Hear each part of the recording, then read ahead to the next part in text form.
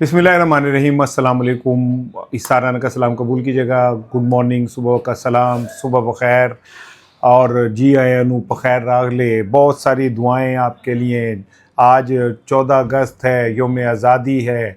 आप सबको उस हकीकी आज़ादी की नवीद मुबारक हो जो अभी तक हम तक नहीं पहुंची है। 14 अगस्त हम मनाएं जोश से। हमें मेरा ख्याल है इतनी की आज़ादी है कि हम वो जो बाजा होता है ना उसे ज़ोर ज़ोर से बजा सकते हैं। इसकी भी एक नफ्सियात है। ये आप सोचें कि ये 14 अगस्त को हम ये बाजे जो ज़ोर ज़ोर से बजाते हैं क्यों बजा रहे होते हैं। ये हमारे अंदर की घुटन है। हमारे लाशऊर के अंदर वो पाबंदी है कि हम यहाँ पे बोल नहीं सकते, हाँ यहाँ पे हम बात नहीं कर सकते, जिसका नतीजा ये होता है कि 14 अगस्त वाले दिन फिर हम आज़ादी के नाम पर ना वो ज़ोर ज़ोर से बाजे बजाते हैं ताकि अंदर की जो फ्रस्ट्रेशन है उसको हम ये कर सकें, किसी तरह मुतमईन कर सकें। ये इस कौम का अलमी है जिसे बोलने नहीं देते। ये 14 अगस्त है आज। और क्या आप अपने ईमान और कुरान से कह सकते हैं कि आप अपने बच्चों को ये बता सकते हैं कि वाकई क्या हम जमहूरी तौर पे आज़ाद हैं? इन 80 सालों के अंदर 40 साल हमारे मार्शल खा गए और आइन तोड़ने वाले खा गए, और आज तक उन्होंने वाल नहीं किसी ने विंगा किया।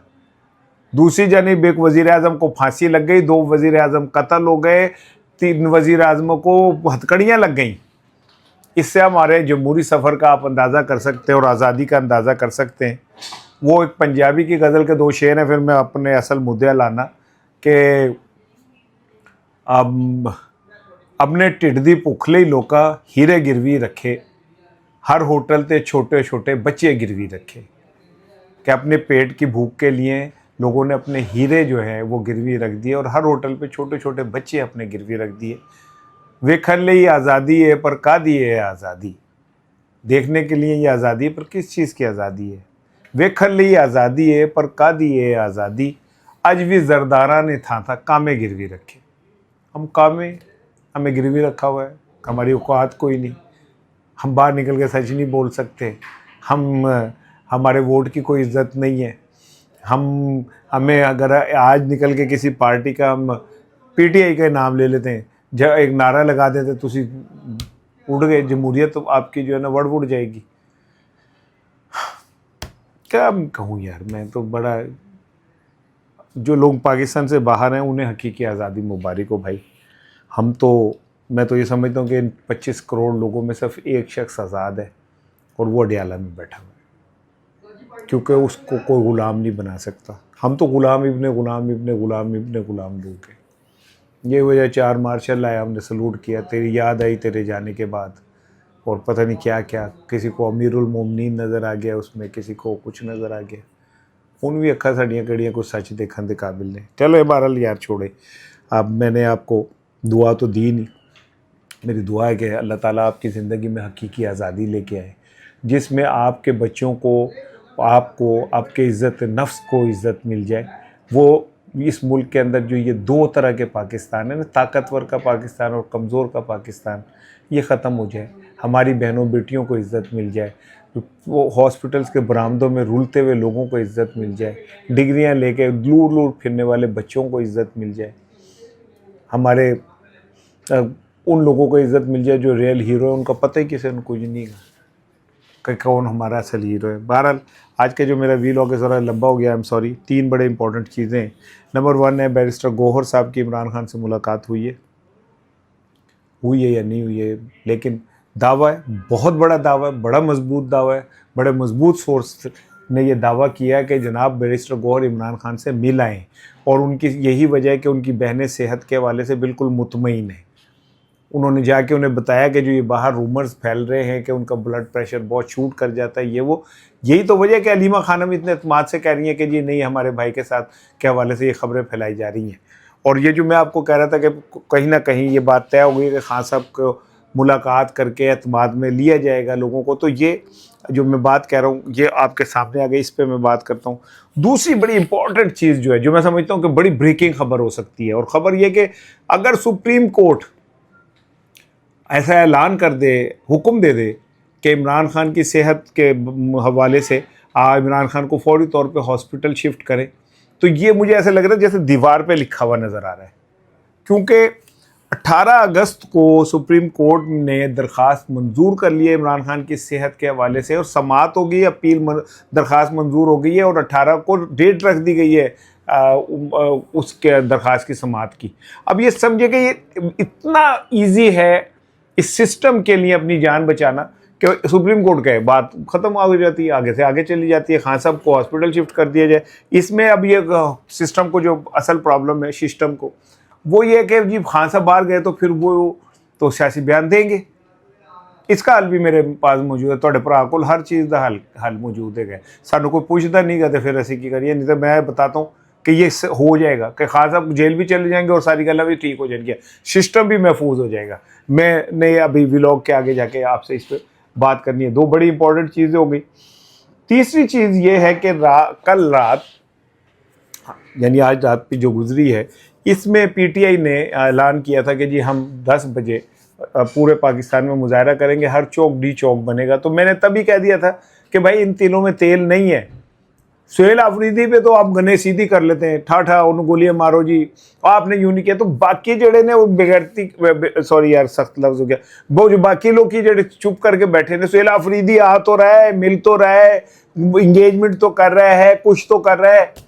पंजाब की क़यादत कहाँ मर गई है, उनकी शर्म कहाँ मर गई है, उनकी गैरत कहाँ मर गई है, सिंध की क़यादत की शर्म और गैरत कहाँ मर गई है। इमरान खान कल्ला जो है वो सुहेल आफरीदी का है, इश्क कल्ला सुहेल आफरीदी ने करना थे, बाकी तुसी सारे ने अंब चूपड़े ने, तुम लोगों ने क्या करना है।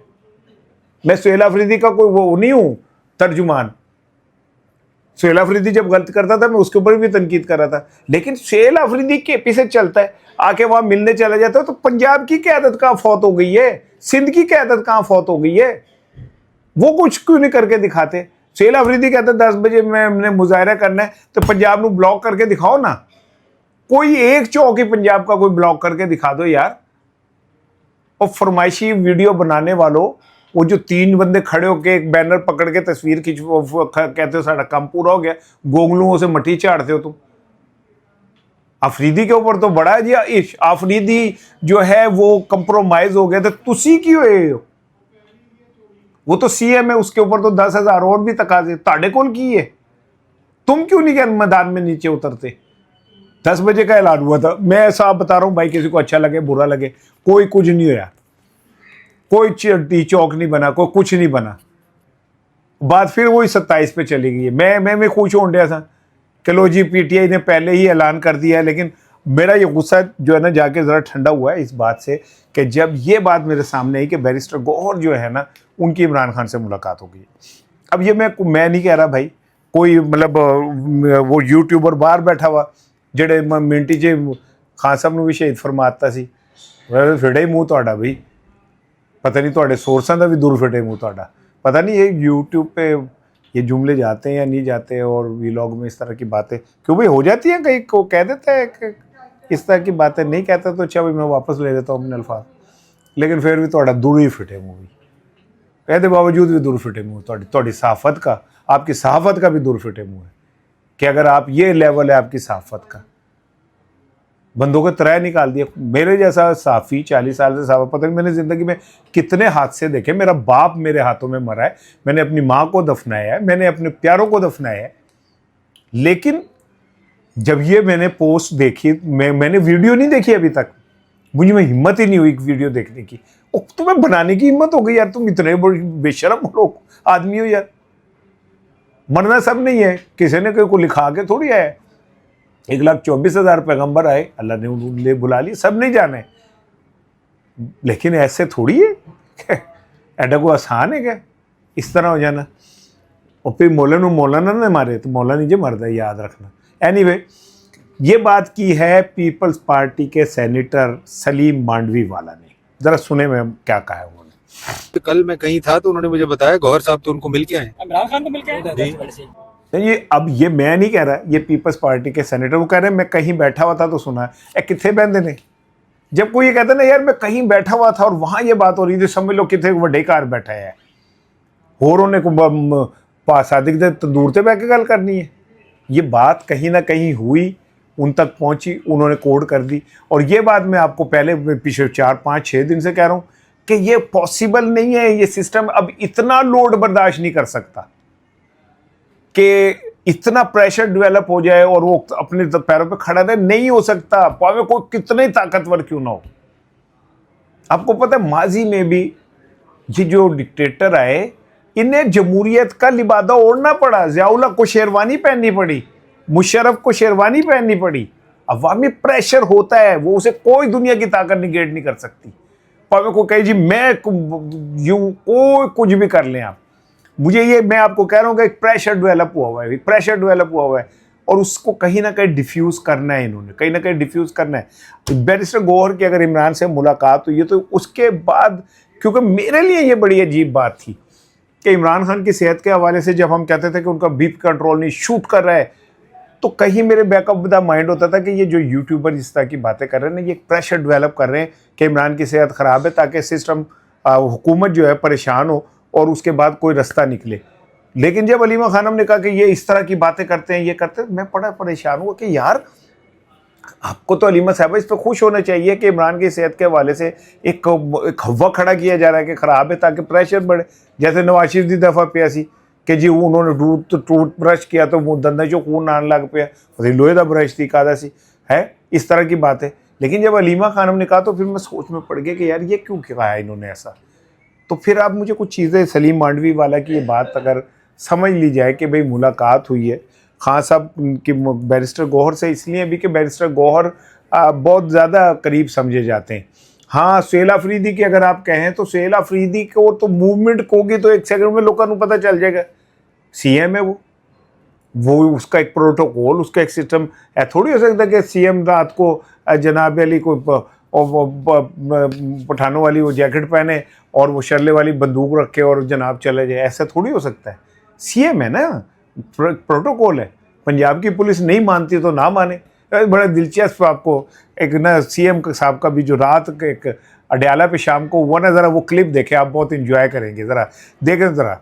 मुलाकात का किस चीज का? शादी की दावत तो आई नहीं है। आप ब्रिगेडियर है, कर्नल है, मेजर है या जो है पुलिस में, किस में?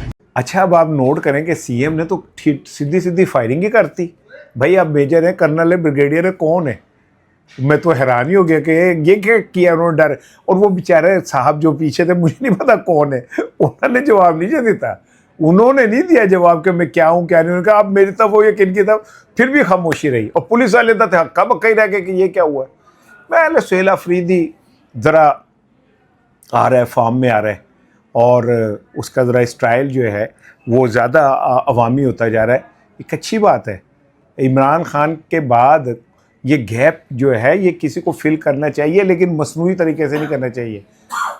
अब मैं कसम खा के आपको कह रहा हूँ कि मुझे यकीन है कि सीएम सुहेल अफरीदी ने वीडियो देखनी है ना, मैंने यकीन, मैं तो भाई इमरान खान के लिए जो खड़ा होगा ना, मैं उसके साथ खड़ा हूँ। इमरान खान के लिए जो एफर्ट करेगा मैं उसके साथ खड़ा हूँ। सुहेल अफरीदी ने जो एफर्ट करनी थी वो कर ली। अब देखते हैं कि अब इस दौरान इन बिटवीन 27 सितंबर से लेके अब तक क्या होगा। लेकिन इसमें एक इम्पॉर्टेंट चीज़ सुनी, 18 अगस्त को सुप्रीम कोर्ट ने इमरान खान के वकीलों की एक दरख्वास्त जो है वो समाअत के लिए मुकर्रर कर दी है। दरख्वास्त में ये कहा गया कि इमरान खान साहब की सेहत ख़राब हो रही है और दिन ब दिन गिर रही है, लिहाजा उन्हें फौरी तौर पे हॉस्पिटल मुंतकिल किया जाए। सुप्रीम कोर्ट के ने इसके को दरख्वास्त को मंजूर किया है। 18 अगस्त को मैंने आपको बताया समाअत होगी। आपको पता है कुछ 2 दिन पहले पीटीआई के जो कुछ वकला हैं, सीनियर वकला, उन्होंने चीफ जस्टिस सुप्रीम कोर्ट से मुलाकात की थी। उसमें उन्होंने कहा था कि सर जी हम ये हाथ जोड़े हमारे, हम आपसे ये नहीं कह रहे कि हमें रिलीफ दे दें, हम कह रहे हैं हमारे केसों की समाअत करवा लीजिए, मेहरबानी करें, हमें बस केसों की समाअत करवा दें, बाकी वह अल्लाह बेहतर करेगा। मुझे ये लगता है कि ये मुलाकात का नतीजा है कि ये कि दरख्वास्त समाअत के लिए अगर सुप्रीम कोर्ट एक दिन में कह देना कि इमरान खान को शिफ्ट करो और सुप्रीम कोर्ट का आर्डर दे दे, तो मुझे ये यकीन है कि कोई जितना मर्जी कोई वो डाटा क्यों ना हो, इस हुक्म को टाल नहीं सकता। अब सवाल ये पैदा होता है कि इमरान खान फ़र्ज़ करें हॉस्पिटल मुंतकिल हो जाते हैं और वहाँ जाके वो 2-3 बयान दे देते हैं, तो जिमें कहाँ गुलेल को चलता है वैसे ही सिस्टम इमरान खान के बयान से। अगर सुप्रीम कोर्ट अपने फ़ैसले में ये भी कह दें कि जनाब इमरान खान हॉस्पिटल में कोई सियासी बयान नहीं देंगे जब तक उनका इलाज मुकम्मल नहीं होता। तो इमरान खान की भी बाउंडिंग आ जाती है कि भाई सुप्रीम कोर्ट ने कहा, आपको याद होगा इमरान खान इससे पहले भी 2 दफ़ा सुप्रीम कोर्ट के अहकामात के बाद उसने सुप्रीम कोर्ट को ओबे करते हुए और अपने विचार जो है ज़रा वो किए थे। तो it is the best time कि इमरान खान को वहाँ मुंतकिल कर दिया जाए। और बैरिस्टर गौहर की इमरान खान से जो मुलाकात हुई है उसकी तफसीलात एक आधे दिन में आ जाएंगी। बहनों का इत्मीनान ये बताता है कि उन्हें पूरी तरह इमरान खान की सेहत के हवाले से इल्म है। अच्छा जी, पहले मैं कराची की 2 बातें कर लूँ, फिर लाहौर की एक बड़ी इंपॉर्टेंट बात है। लाहौर में मैं काफ़ी दिनों से ये कह रहा हूँ कि मुझे ऐसा लग रहा है जैसे ये जंगल बनता जा रहा है और पुलिस के ख़िलाफ़ मैं बहुत सारी बातें कर रहा था। सीसीडी ने बंदे मार दे, जब दिल चाहे उनका जो मर्ज़ी कर दे, लेकिन जो लाहौर में गुज़िश्ता शब हुआ है वो बहुत अलार्मिंग है। इसको मैं किसी तरह भी सपोर्ट नहीं करूँगा इस काम को। पुलिस वालों के ऊपर मैं 100,000 तनकीद करूँगा, लेकिन मैं ये कभी सपोर्ट नहीं करूँगा कि पुलिस के ऊपर भी डायरेक्ट फायरिंग हो और टारगेट किलिंग हो। बदामी बाग में जिस तरह टारगेट किलिंग हुई है, 2 पुलिस एहलकार जो हैं, एक सब इंस्पेक्टर और एक हेड कांस्टेबल शहीद हुए। मैं उन्हें शहीद ही कहूँगा। कहा यह जा रहा है कि जिन लोगों ने मारा है, इन लोगों के ऊपर ये इल्ज़ाम था कि इन्होंने एक पुलिस मुकाबले में उनके किसी अजीज़ को मारा है, तो उन्होंने ये मारा है। यहाँ पे आके अब ज़रा बात ठहर जाए कि लोगों के अंदर इतनी नफ़रत जमा हो चुकी है कि अगर उन्हें मौका मिले तो वो शायद इस मुल्क के कोने कोने का तबाह बर्बाद कर दें। अल्लाह मेरे मुल्क की हिफाजत करे, अल्लाह मेरे मुल्क को नज़र बद से बचाए। लेकिन जिस सतह पे आप इस मखलूक को ले गए हैं ना, इस सतह के बाद लगता मुझे ऐसे ही है कि किसी दिन कोई ट्रिगर पॉइंट होगा और ये सब भग कर कैसे करके उड़ जाएगा। ये जो कहा जा रहा है कि जी उन्होंने बदला लेने के लिए किया, तो पता नहीं कितने दिलों के अंदर ये बदले की ख्वाहिश होगी। दूसरी जानिब जो दूसरा वाक़या हुआ है वो हुआ है टीएलपी के हेडक्वार्टर के करीब, जिसमें 3 पुलिस एहलकार ज़ख्मी हुए। अब एक ही वक्त में 2 वाक़यात को हम कोइंसिडेंट नहीं कह सकते कि ये जी इत्तफाक हुआ है। मैं नहीं समझता ये इत्तफाक की बात है। इसके पीछे यकीनन कोई प्लानिंग तो नहीं कहूँगा, साजिश तो नहीं कहूँगा, लेकिन बहरहाल पंजाब की पुलिस के हवाले से जो लोगों के दिलों में नफ़रत है ना, शायद कहीं उसकी एक ये चिंगारी जो है ना ये बाहर आई है। कराची के हवाले से मैंने 2 चीज़ें आपको करनी थी। सबसे पहले तो आप सबको मुबारक हो, यौम आज़ादी के ऊपर अदालतों ने पाकिस्तानी कौम को, ख़ास करके कराची के अवाम को एक तोहफ़ा दिया है और आप सबको मैं मुबारकबाद देना चाहता हूँ। तोहफ़ा ये है कि अनमोल पिंकी को मनशियात फ़रोशी के केस में से बरी कर दिया गया। सब कहें सुभान अल्लाह, बल्कि एक दफ़ा और कहें सुभान अल्लाह। अब कहें पाकिस्तानी अदालतें जिंदाबाद। जिस अदालत में पाकिस्तान का प्राइम मिनिस्टर रुल गया इंसाफ लेने के लिए, वहाँ पिंकी को ऐसे करके इंसाफ मिला है, वो केस से बरी हो गई है। जिदा इतना रोला पिया सी, इतना शेर मचा था, ये पिया हमारा अदालती निज़ाम। मुझे तो डर ये कि कहीं उससे बाकायदा हम बतौर स्टेट माफ़ी ना मांगे, उसके पैरों को हाथ लगा के बीबी सानू माफ़ कर दे। दूसरी जानिब वो जो बच्चे का केस है, रज़ा का, क्या नाम है पूरा उस बच्चे का भी, रज़ा साहब का जो कत्ल हुए हैं वो लड़का कराची का, रज़ा मीर का, उसमें अभी गुत्थी सुलझने के बजाय मज़ीद उलझती जा रही है और पुलिस जान के उलझा रही है। उनके दरमियान अभी ख़तो किताबत शुरू हो गई है, पता नहीं क्या हो रहा है, और वो एविडेंस जो है नहीं मिल रहे और फोरेंसिक उनके पास कुछ है नहीं। भाई तुम वाकई पंजाब वाले जो ये कहते हैं, मरियम की तरफ से मैं ये बात कहने में कोई मुझे हर्ज नहीं है कि भाई उन्होंने एक फोरेंसिक लैब तो बनाई है ना, इतनी शानदार लैब, तुम अभी भी देसी टोटके इस्तेमाल कर रहे हो। ओ प्रेशर कुकर खाना पका लेने तो लकड़ी लभदे फिरदे हो कि असी पकानी है। अभी आपकी चीज़ें फोरेंसिक ही नहीं हो रही। और उसमें सुन लें, मैंने तो दबे लबे लफ्ज़ों में कहा था कि इसमें एक सीनियर मिनिस्टर और उनके बेटे का नाम आ रहा है, जिसकी वजह से केस को ज़्यादा ख़राब किया जा रहा है। लेकिन चले, ये तो अब अदालतें फ़ैसला करेंगी कि क्या है, लेकिन जिस तरह इस केस को छुपाने की कोशिश की गई, उससे लगता है ऐसे ही है कि कोई बहुत बड़ा ताकतवर जो है या उसका बच्चा जो है वो इस केस के अंदर इन्वॉल्व है, जिसकी वजह से तमाम हक़ाइक़ कोई उनका बस नहीं चल रहा था। नहीं तो हक़ाइक़ के ऊपर भी तेज़ाब डाल के उसे जला जुलू के ख़त्म कर देते। NCCIA को वज़ीर इत्तलात सिंध जनाब शर्जील मेमन साहब ने दरख्वास्त दी है। दरख्वास्त के बाद वहाँ से 4 जो सहाफ़ी हैं, सैयद अब्दुल्ला, अमीन कुरैशी, बिलाल वारसी, उबैद कुरैशी, इनको NCCIA ने तलब कर लिया है, क्योंकि उन्होंने शर्जील मेमन साहब ने कहा है कि ये रज़ा वाले केस में उनको और उनके बेटे राहुल को इन लोगों ने इन्वॉल्व किया है, इल्ज़ामात लगाए हैं, तो इन चारों को तलब कर लिया गया है। अब देखते की होंदा है। मैं तो बड़े मोहतात होकर भाई बात कर रहा हूँ, जितनी भी कह रहा हूँ, अगो मैनू पता नहीं गा, ये मुल्क तो ताकतवरों का है। आप बात करें, वो आपको खेत गिरेबान से पकड़ के घसीटते हुए ले आएंगे, आप क्या कर लेंगे उनका। योम आज़ादी मुबारक यार उन लोगों को जो वाकई एक आज़ाद मुल्कों में रह रहे हैं।